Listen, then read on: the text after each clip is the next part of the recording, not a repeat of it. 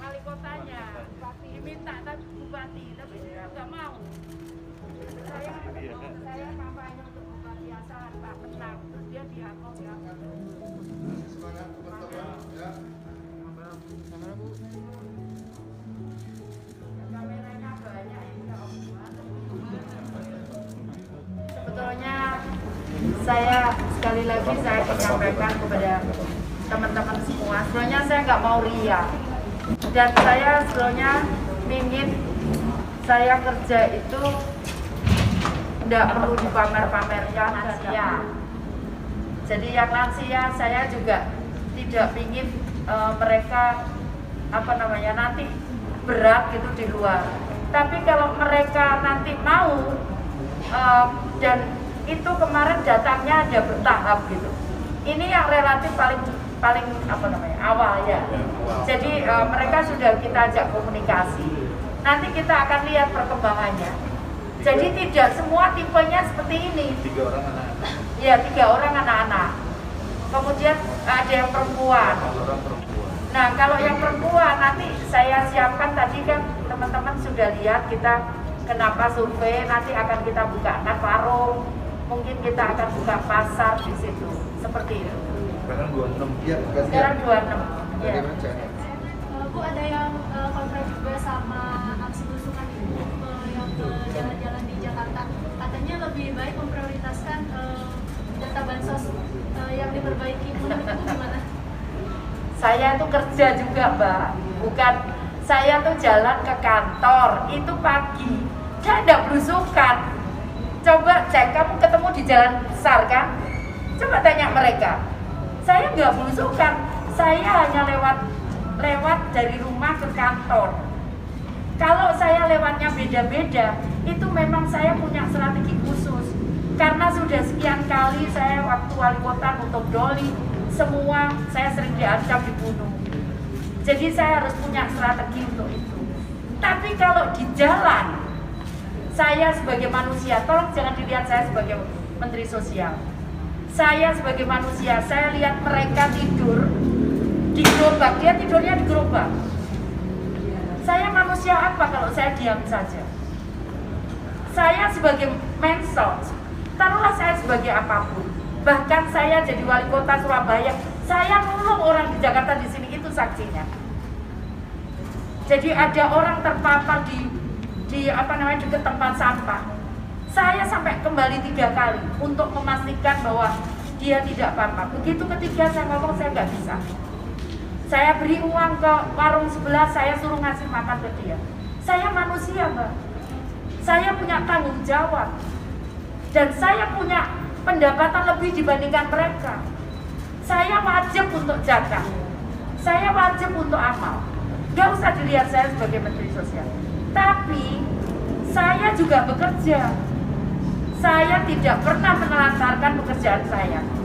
Saya di luar negeri, di Surabaya, itu saya banyak ke luar negeri. Tapi saya tidak pernah menelantarkan pekerjaan saya. Bahkan sering saya telepon, tiba-tiba tengah malam, saya telepon ke Surabaya, tolong ini ditangani ini. Pernah suatu saat, saya mau naik pesawat, tiba-tiba ada orang yang tidak mau diajak ke rumah sakit oleh limas saya. Langsung saya telepon, tolong telepon limas. Jadi tolong Mbak, apa tidak bisa kita melihat bahwa kita manusia tanggung jawab kita kepada Tuhan. Tolong dilihat itu. Gak usah kita lihat jabatannya. Setiap manusia itu berhak bertanggung jawab pada Tuhan. Apa kita semua sudah mati kalau lihat seperti itu diam saja?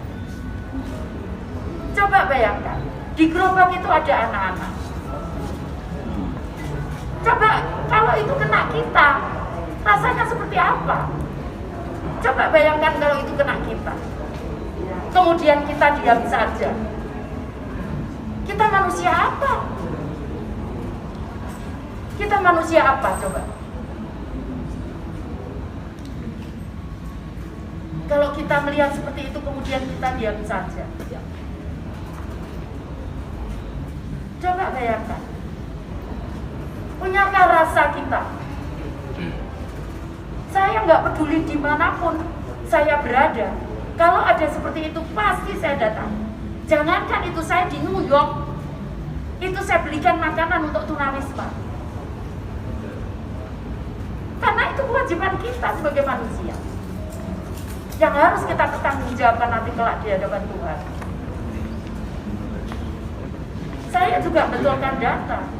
Tapi kemudian kalau saya melihat itu saya diam saja. Saya orang yang sangat tidak punya perasaan.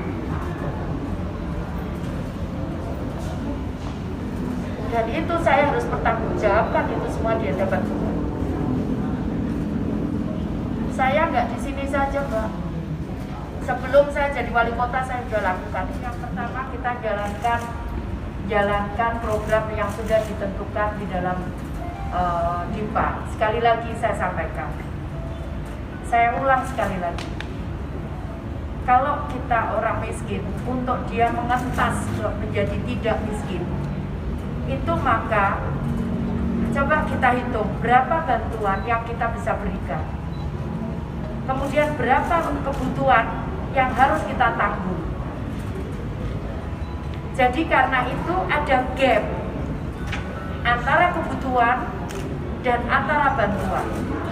Nah karena itu yang kita lakukan, bantuan yang nanti bukan hanya sekedar bantuan mereka dapat bansos atau dapat apa, tapi nanti ke depan mereka juga akan kita sampaikan. Tadi dia cerita kalau sewa itu 400.000, bagaimana mungkin orang pendapatan 1 juta saja mereka sulit untuk melakukan sewa. Tolong itu yang diperhatikan. Bagaimana mungkin kalau dia pendapatan 1 juta saja, kemudian sewa 400.000, bagaimana mungkin mereka bisa bergerak? Kebutuhan makan berapa? Coba dicek. Nah, karena itu yang kita lakukan adalah nanti tahun 2021 ini kami bekerja sama dengan Kementerian PU untuk menyiapkan perumahan murah.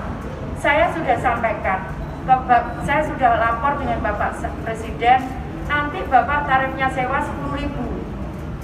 Saya bisa lakukan ini di Surabaya. Kenapa ini nggak bisa dilakukan di sini? Kenapa? Supaya mereka punya purchasing power yang lebih kuat.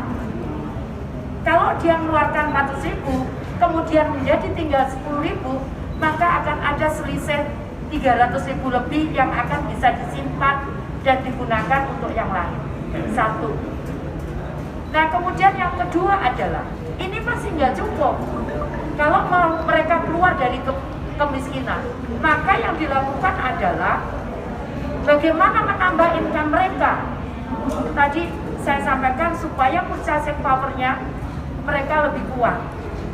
Nah karena itu caranya adalah selain kita berikan pekerjaan, maka dia harus bisa menambah income lainnya.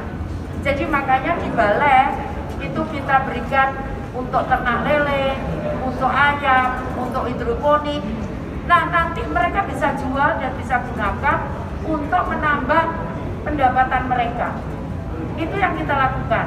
Kalau yang tidak ada, yang lansia, yang itu nanti kita bisa bukakan warung, bisa bukakan toko kelontong untuk mereka bisa berusaha. Pasti tidak percaya, apa mungkin itu terjadi? Saya sudah lakukan itu di Surabaya. Saya memodali beberapa rumah susun untuk buat koperasi toko kelontong dan bergeraknya cepat sekali. Saya modal hanya 10 juta. Mereka sekarang sudah 2 tahun, 3 tahun sudah hampir 300 juta sekarang. Jadi karena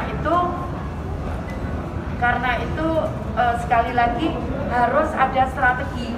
Nah ini yang tidak ada memang di DIPA kami. Tapi saya mencoba, makanya saya berhubungan dengan Pak Rudi dari PP. Beliaunya saya kenal sudah lama. Kemudian nanti ada lagi perusahaan Sabde, akan tahu siapa. Jadi seperti itu. Jadi tidak bisa terus terang saya hanya tugasnya memberikan bantuan, tidak bisa seperti itu. Bukan. Tapi bagaimana mereka bisa berdaya. Itu yang kita lakukan. Ya sekarang itu kan anggarannya kita ikut PU. Dikasihnya 2. Kita 1 kita tempatkan Jakarta, 1 di Bekasi. Nanti kalau ada anggaran lagi karena kita nggak punya anggaran untuk rumah susun. Jadi kami tergantung PU. Nanti PU kalau bisa nanti bisa di Medan, bisa di Makassar, bisa di Surakarta, di Bandung. Cuman kita anggarannya udah ada, ya. Cuman masalahnya kan anggarannya kita tergantung PU. Dan sekali lagi, tolong jangan diberberkan kemudian kita bisa menyulap semuanya. Ini tidak mudah. Saya melakukan komunikasi ini aja sampai jam 1 malam, saya masih komunikasi dengan Pak Dirjen. Bukan itu yang saya maksud, tapi tadi kalau saya ngomong Jakarta, Bekasi, Bu yang lainnya, ya iya, cuman ini mengkondisikan ini tidak mudah. Karena sekali lagi saya tidak ingin mereka kemudian lepas lagi, keluar gitu. Maksudnya keluar itu bukan keluar kemudian lepas, kemudian tidak bisa kita kontrol.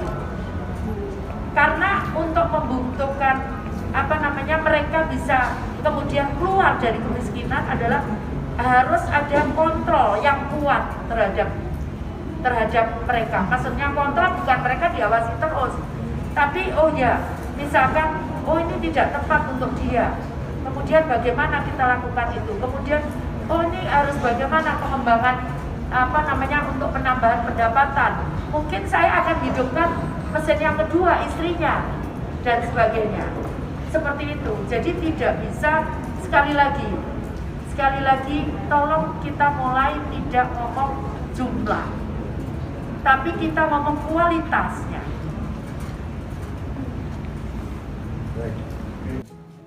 Tolong terima ini. Tidak ada yang mudah di dunia ini. Tolong terima, sesulit apapun terima, seberat apapun terima. Saya tahu bapak-bapak ini biasa bebas hidupnya, tapi sekarang harus ada ikatan aturan, ya. Jadi bapak-bapak harus ikuti aturan, tidak boleh lagi bebas. Kenapa? Karena kalau kita seenaknya sendiri, maka orang lain juga tidak akan pernah mau dengan itu.